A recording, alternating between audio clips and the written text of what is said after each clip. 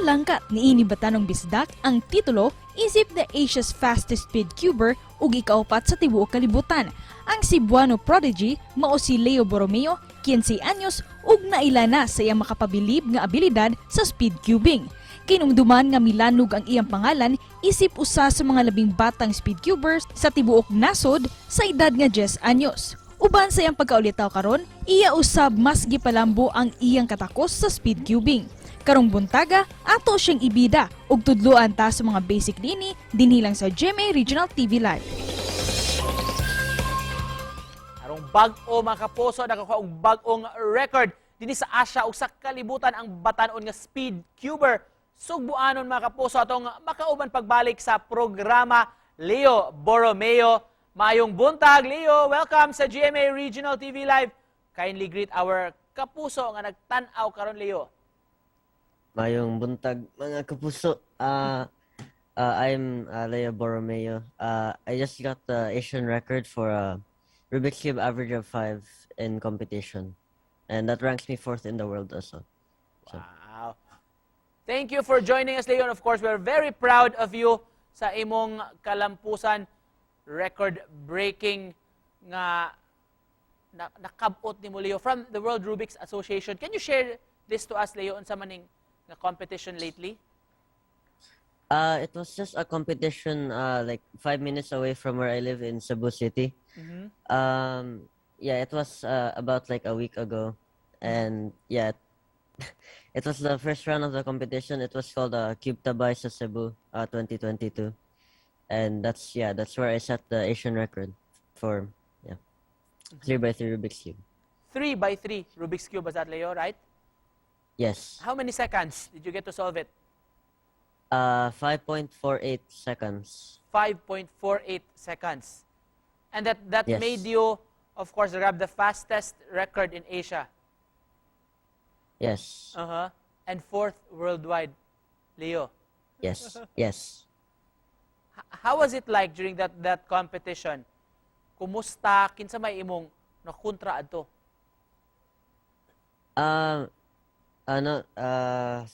The competition, I was looking forward to it because I had been practicing a lot, like leading up sa competition. Do you have any other thing that you'd like to achieve pa, Leo? Gusto pa nimo nga makabot nga record?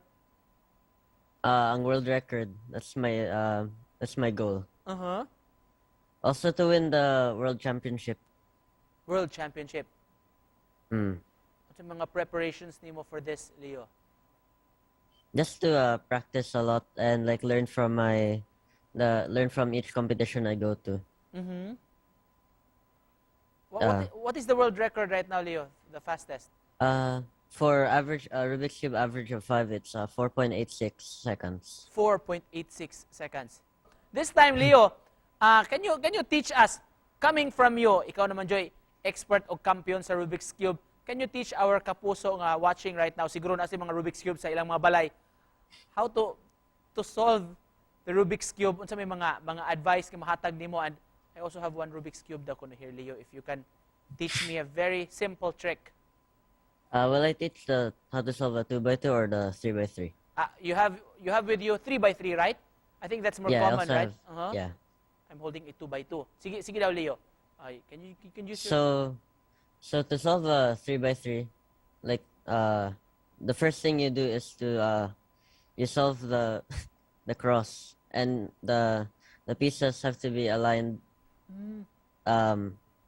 like that. Oh. And yeah, the cross. And then for like the beginner's method, you aligned also these pieces with the cross. So it's, as you can see, it's like aligned here. And then you have this part missing. So you have to solve that by aligning it. Can you jumble the cube once more, and then kung pwede amo kang taiman? Okay. In 3, 2, 1, go.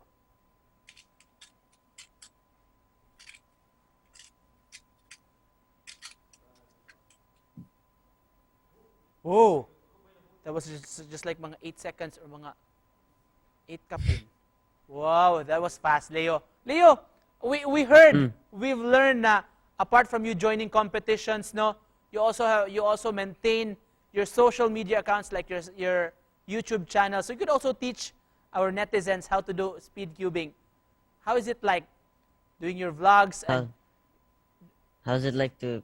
Yeah, it's and on my YouTube channel, I usually just upload like me solving the Rubik's cube. And with like in Instagram and Facebook, I have my parents help post on those social media. being one of the best speed cubers here in Asia and the world, Leo, what advice can you give to those who also want to be the best with their own craft?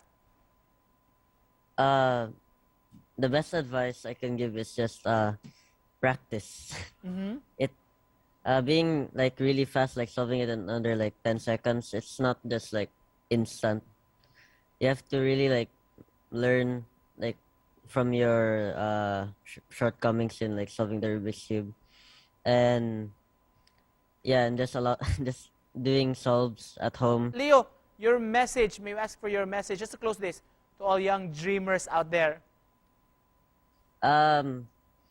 Just never give up solving. When you want to reach a goal, you have to really put in the work and put in the practice to one day achieve it. And yeah, that's a simple message.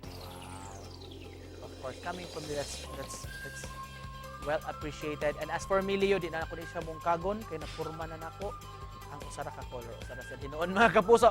Thank you so much for joining us, Leo, and congratulations sa imong mga achievements, mga kapuso.